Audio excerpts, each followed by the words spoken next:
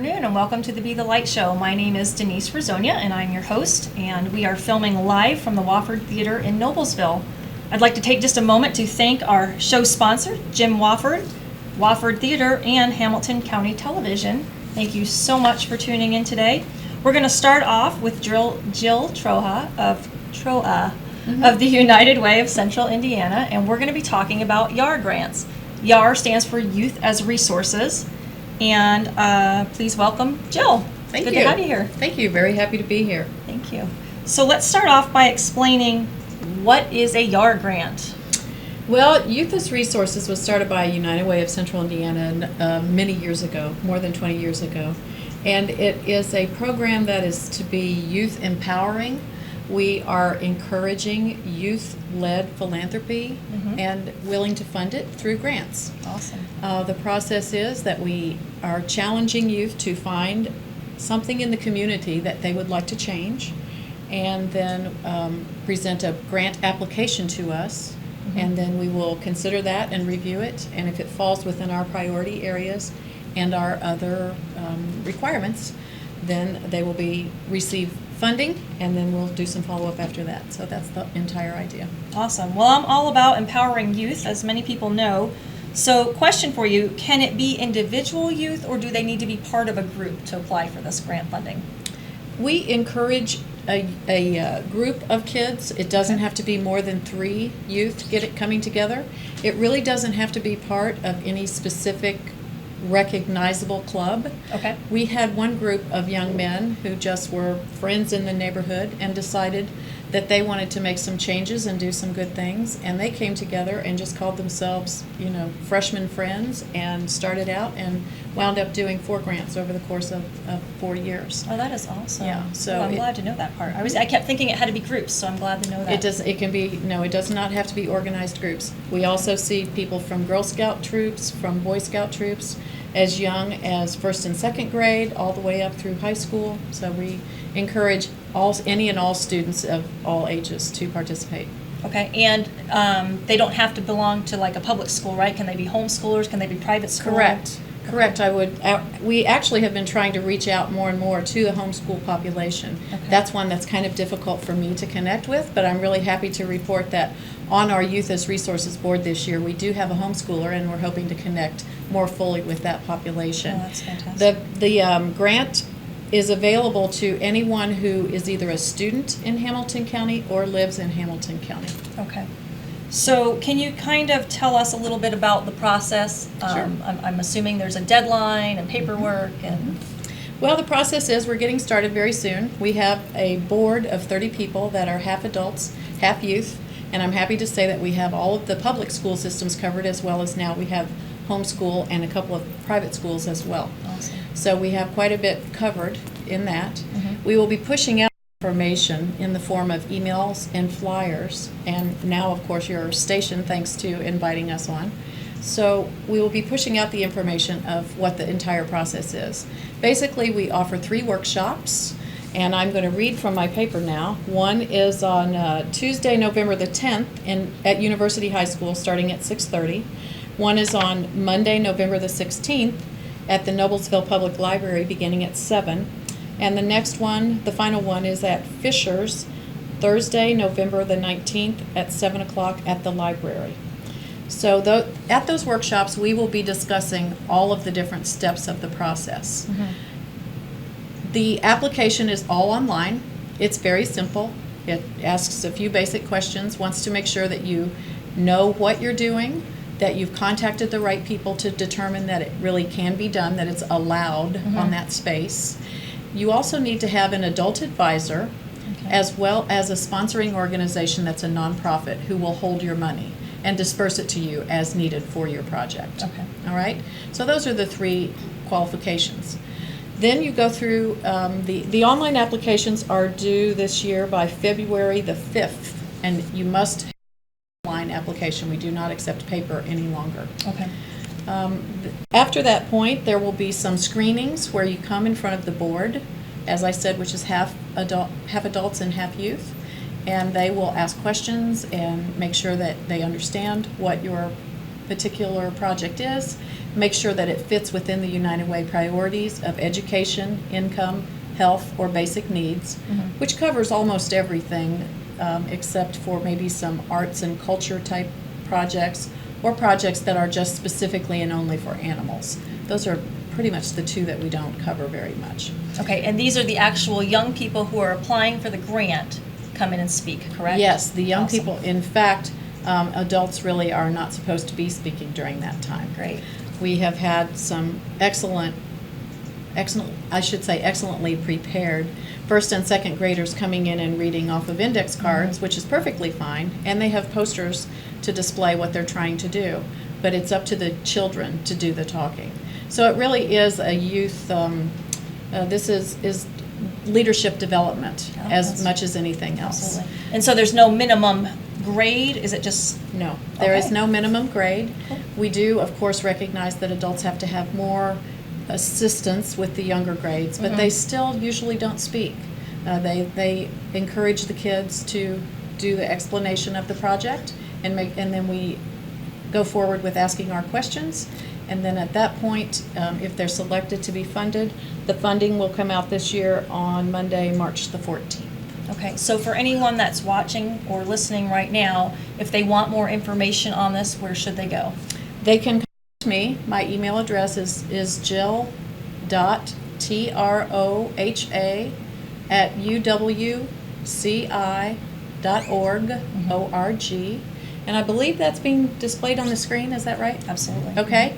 You can also find more information at our website, which is www.uwci.org/YAR. And that will take you to an online sign-up link so that you can sign up for the workshops online. Now, for the workshops, would they attend all or just one? Just one. Okay. You only need to attend one workshop. It's not 100% required if you've done a grant in the past, but we do recommend it because those generally, it helps you through the process so that you know how to receive the grant if you come to the workshops. So for first-time groups, we definitely recommend that they attend a workshop. Makes sense. Awesome. Well, and I know that our church, we had talked about this a little bit earlier. I attend Bethel, and Bethel has actually, our youth group has actually used a YAR grant to do some classroom work at Janus. So we've kind of gone through the process over there, and we've gotten to see how great it is. And I really want to encourage young people who are watching with their families right now that if you want to make a difference here in our community, this is a fantastic source of funding. So please look into it and take advantage of it. And we thank you so much for coming on and telling us about it. Thank you. And so hopefully we'll hear about some great projects here coming up. One other thing I thought of that I didn't mention is the maximum grant that we will allow is $1,000 from Youth as Resources. Okay. But we do have some projects that come to us that are much larger, which is fine. Just select the portion that you would like Youth as Resources to fund. Okay, great. Okay? All right, we're going to take a quick break, and when we come back, we'll have Rick Towle and Darlene Patterson on to talk with us. Thank you.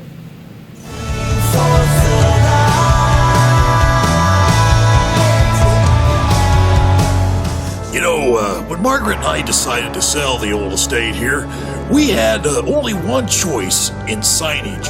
Logan Street signs and banners. Conveniently not located on Logan Street anymore, but rather located on 10th Street on the south side of Noblesville. Well, we sold the old beauty, and we were able to buy this wonderful estate.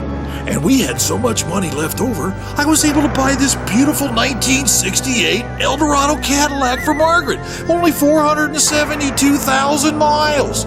Margaret loves it because it's got those big seats and that heavy-duty suspension to support her svelte frame. Next time you're looking for signs or banners, call old Jim at Logan Street Signs and Banners, 773-7200. Conveniently not located on Logan Street anymore. Everyone knows it's easy to find first-run movies in the big theaters.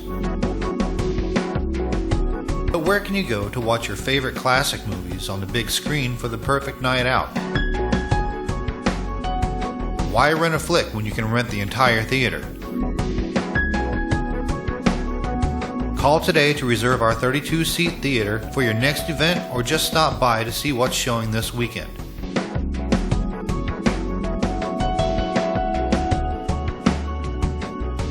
The 14 by 7 foot screen and the high quality digital surround sound system offers all the amenities you would expect from the big theaters, with a laid back atmosphere and comfortable seating of your own home. Wofford Theater at 1744 South 10th Street in Noblesville gives you the classic movies you want with a big theater experience.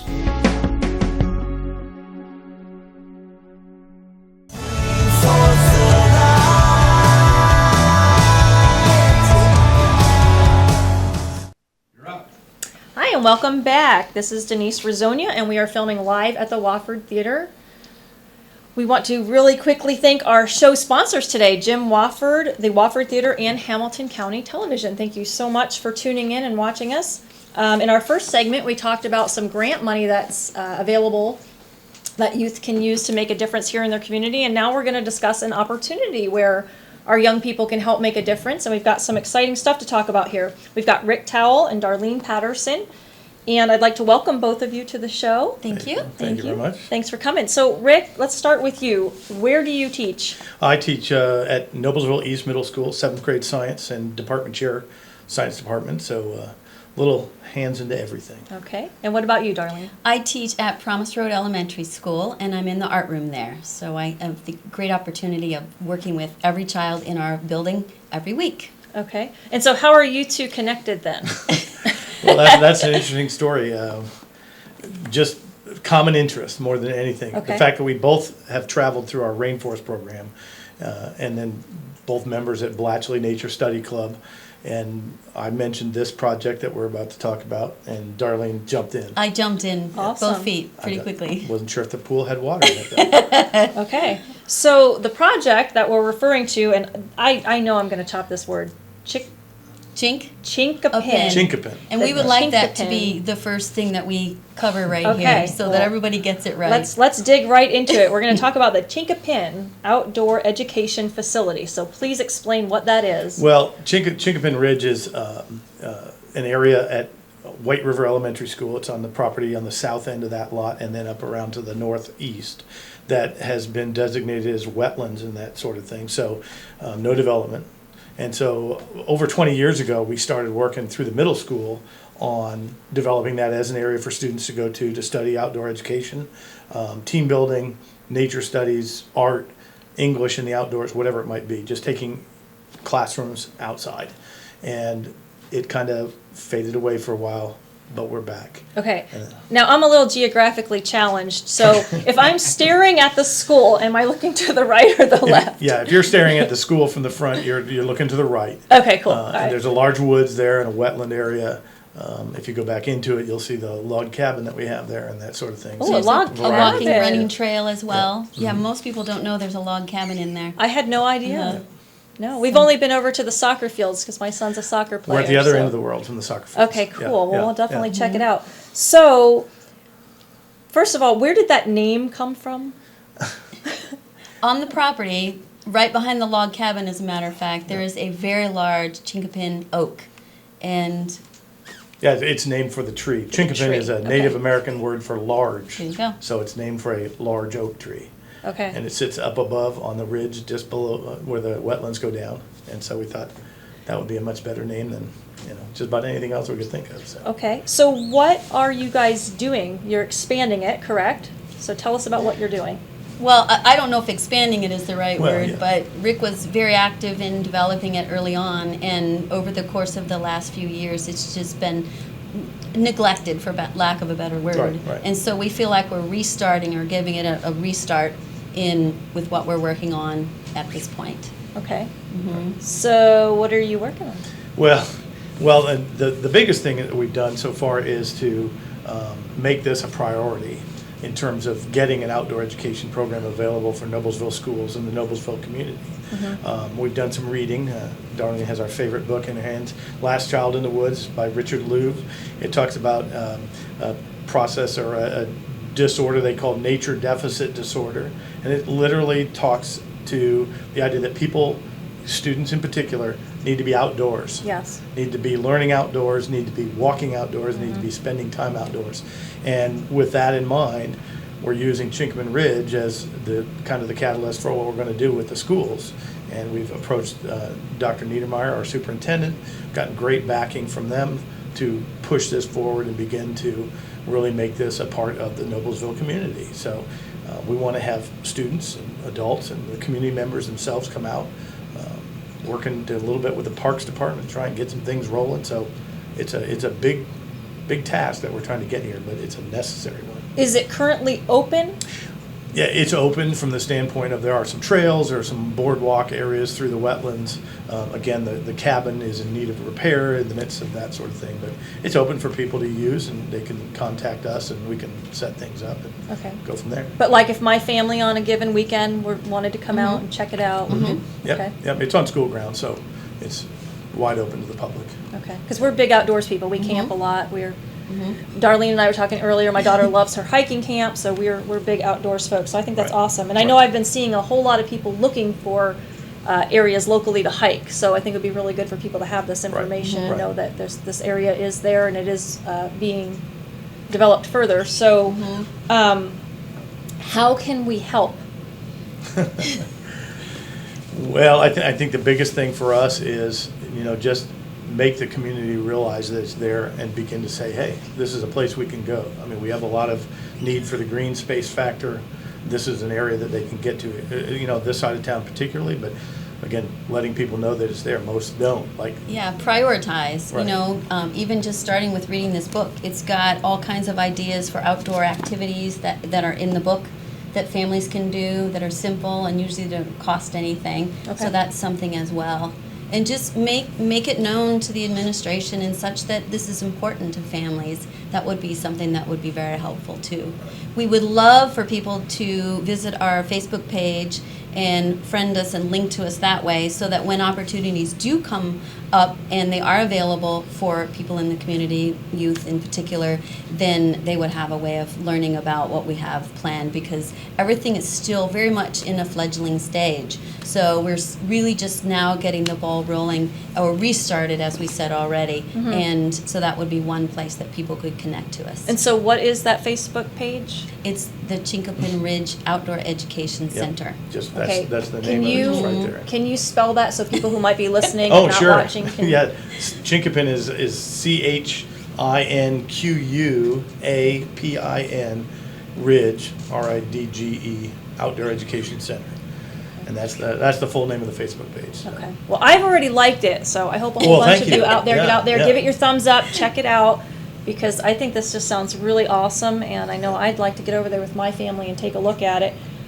So you mentioned that there might be some opportunities for folks here locally to help serve, which of course we want to talk about that. So as those opportunities come up, then you would just post them on the Facebook page? Is that? Yep. Oh yes, lots of cleanup, lots of rebuilding. We're going to need ideas for how to expand the area in regards to activities on the property.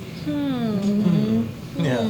Got any Eagle Scouts out there watching this? Trust me, there have been many Eagle Scouts. We have several Eagle Scouts that have earned their Eagle badges through there. Awesome. And it's that kind of a situation. We do have, again, trail maintenance and things like that we can't always get to at this time. So when we post them, we hope to see some people out there. We advertise through schools and, make it available through our individual buildings and through the corporation to let people know that it's there. Rick had his Honor Society, the Junior Honor Society kids came out. Right. I had Promise Road kids come out and do some work as well. So we've got things going. It's just slowly getting started again. Baby steps. Baby steps. Okay, well, we're going to take a quick break here, and when we come back, we're going to talk about the Peru trip. Okay.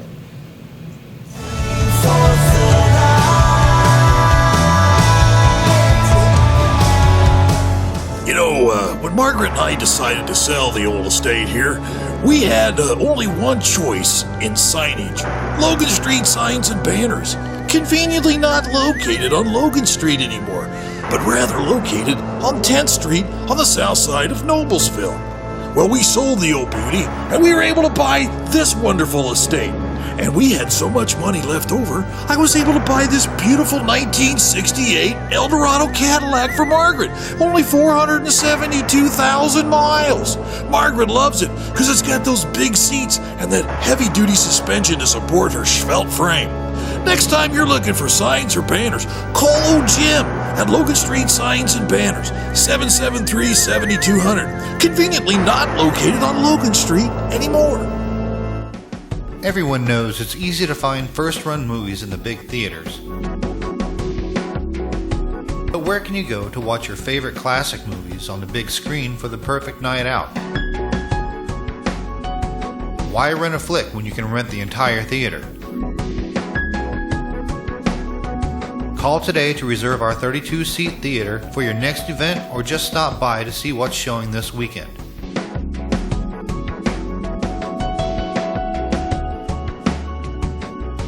The 14 by 7 foot screen and the high quality digital surround sound system offers all the amenities you would expect from the big theaters, with a laid back atmosphere and comfortable seating of your own home. Wofford Theater at 1744 South 10th Street in Noblesville gives you the classic movies you want with a big theater experience.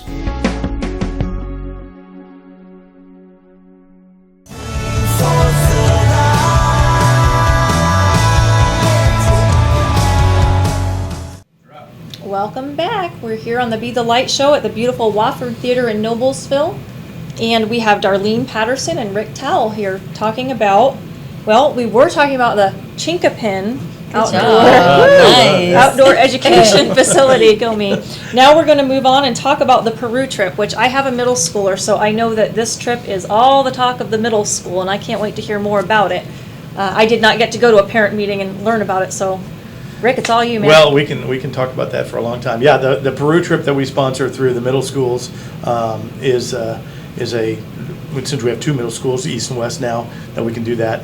It's a trip for anywhere from 8 to 16 days to Peru, South America. We spend a week in the Amazon, learning about the culture, about the forest, the endangered species, anything that has to do with the jungle, and then move from the jungle to the highlands down in Cusco and into the areas around Machu Picchu, and study that portion of the culture and the history of that country as well. It is open to current 6th and 7th grade students. I take that back, 7th and 8th grade now. When we did the sign-ups, it was 6th and 7th. But we'll travel in June of 2016 this year. Okay. With that group. Yep. So after school, that's out? After school is out, yes, Okay. yes. So what else can you tell us about Well, that trip? we could be here for a long time. You only have how many minutes? Yeah. The program, which has been around now for 20 years, Tanya Mueller and one of our former teachers, Marcia Schmidlin, had started the program back in 1995, actually, traveled for the first time in 1996, and we've gone every 2 years since then. We do kind of list it as a 2-year program. Students are trained and educated, and we'll work on teamwork and group dynamics and that sort of thing to prepare. Mm-hmm. And then when we travel, the immersion there, and Darlene has participated in that as well, they get that experience of world travel and seeing another culture, seeing how a good part of the rest of the world lives. Mm-hmm. And then we bring them back to a little bit of recovery time before we start into service projects locally, because a good component of our program is service at the location in Peru. We visit a school, we visit a village, we usually end up painting a school, working on furniture, things, flood damage, whatever it is, helping them with materials. We're partially funded by the Lions Club here in town. They give us money that we then turn and purchase materials for the various schools in the villages, mm-hmm. and the kids have that opportunity to interact with the students and teachers and so on. They come back, and we expect them to talk about their trip, the advocacy portion, and then do some service locally. Your earlier guest, the YAR program, funded part of one of our programs out at Blatchley Nature Study Club, where they built a very large stairway down a trailhead area. That was all service project from the rainforest. Okay, so how are those service projects developed then? Well, a lot of them are individual or small group, based on interest. If they saw something on the trip that they enjoyed, mm-hmm. For instance, this last year in 2014 when we traveled last, we visited a orphanage in the Sacred Valley, and we had a number of students that were just smitten with, how can we help these kids some more from here. So their projects involved raising some money, getting materials together to potentially then send down to Peru. So they may do something. You saw one of the things that we see in some of the towns are a lot of dogs that are just kind of running everywhere, kind of strays or, almost feral dogs, that sort of thing. And so they come back and they talk about how we can help out the population of dogs and cats and animals around here if they happen to be animal lovers. So it's kind of based on interest and what they've seen that has kind of, spoken to them a little bit. Right. So now for parents and students that are watching this right now, have they already missed the deadline for this year? Well, it would be pretty impractical for anybody probably to sign up right now. We're into in fact, a meeting tonight, second meeting of the year for us. So we're into the education phase of it, and our group is beginning to form up. But we'll have more trips in the future. So students should look for this information right at the beginning of the school year then? No, actually it's typically in the spring. Okay. Of the, let's see, how would it be? The spring of the odd numbered years. So spring of 2015, we recruited for the trip in 2016. Okay. So we'll recruit again in 2017. So if parents were to keep an eye on the Noblesville Schools website. Yes. Yeah, we have a website link keep their ears open and a link on both West and East school websites. Okay. Entitled Rainforest. No, I think it's Peru Rainforest Trip or something like that. So okay. You can find information, yes. And then obviously there is a cost for the students to travel. There is a cost, yeah. Unfortunately, it's not subsidized by anybody. But yeah, it's a fairly stiff ticket price. If you do the 1 week trip to the rainforest itself, it averages about $4,200. But it's all inclusive with everything. Travel, that includes all air travel and in-country travel, the whole 9 yards. Well, from what I've seen, that's really actually also an important part for the students because they have to figure out ways to raise money. Well, that's what I was wondering. So they do some fundraising then? Extremely important part to what they learn about fundraising and doing a project like that. Yeah, one of the things that we really focus on in our new group, and I just happen to have my T-shirt on today, is dealing with things that we want to do but maybe feel like we can't. Our group and our project with the rainforest thing is very much about stepping out of your comfort zone when it comes to raising a lot of money, those kinds of things. Their ability to go out and talk with other organizations, present themselves in a light that again as a leader within the community, and hopefully maybe some funding comes from that. Whether they do individual fundraisers, it's literally gotten to bake sales and babysitting, and we pull wagons at Conner Prairie in the summer and all that sort of thing. So anything that can raise something towards that. And we've had students literally pay for half their project or more on their own time. Well, I've heard absolutely phenomenal feedback about it. So now again, if people want more information, obviously they can't necessarily connect for this year on the trip to Peru, Right. But if they would like information on the outdoor Education Center, they can go ahead and check out the Facebook page. If you want to go ahead and spell that one more time. Yeah, Chinquapin Ridge, Chinquapin Ridge Outdoor Education Center, and it's just a Facebook. Just if you get CHINQ, and you're probably going to jump to it already. So. Okay, and what is your email if people have questions that they want to contact you my directly? email, best one for me right now is ricktowle@yahoo.com. And as far as the rainforest or whatever it is, available at Noblesville East Middle School as well. Okay. And for anybody that would like to get in contact with me, you can email me at drezzonya, it's DREZSONYA @gmail.com. You are welcome to check out my website or my Facebook page. My website is www.denise, DENISE, and on Facebook it is Be the Light Book. So I thank you so much for your time today, and again a special thank you to Jim Wofford, the Wofford Theater, and Hamilton County Television for having us. Thank you guys so much for being here today. Our pleasure. Appreciate your time. Thank you.